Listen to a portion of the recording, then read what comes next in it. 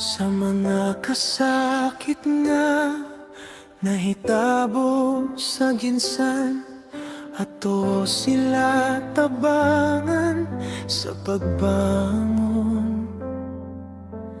Buntag paunta, nagsugod pa ang adlaw, kalit lang ni kurog, kalibutan na tugaw. Sa kahayag sa adlaw, nahimong kahadlok, sa matag lihok sa yuta, kasing-kasing nagkurog.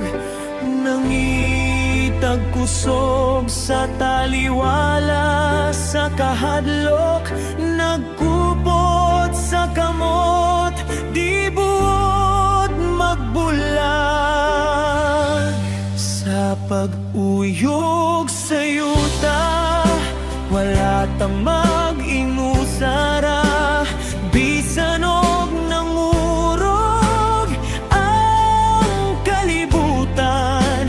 Magkuyog gihapon ta sa kasakit ug kahadlok, magpabilin ta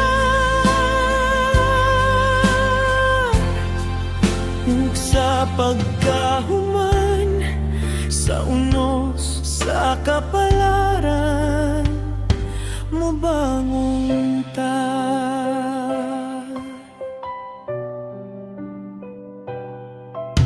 Mga taong nanagan sa dalan nga hayag, sa kasaba sa syudad, napuno kalisang, gabalay ng urog, damgo na tay ugapan. Sa paglaom, isalig ta sa Diyos.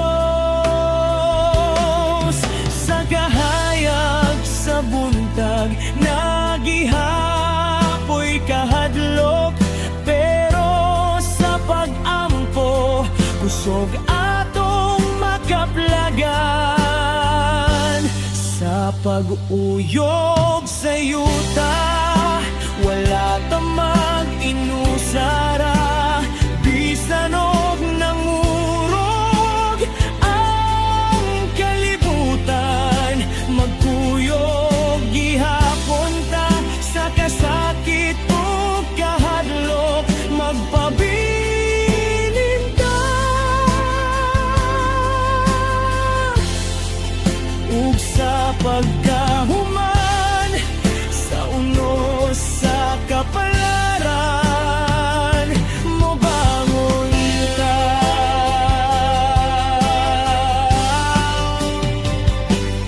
Bisan pagkalit ang pag-uyog sa kalibutan, naagihapoy kusog sa matag,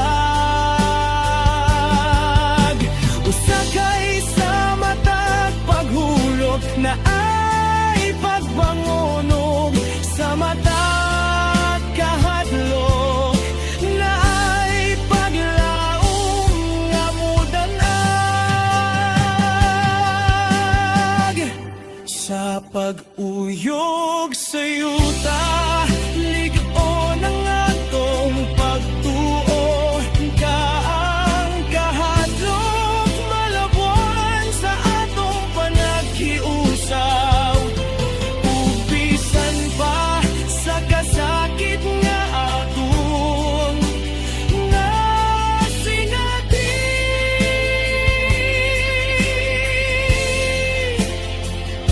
mubangon ta, mubangon ta, balik sa kinabuhi.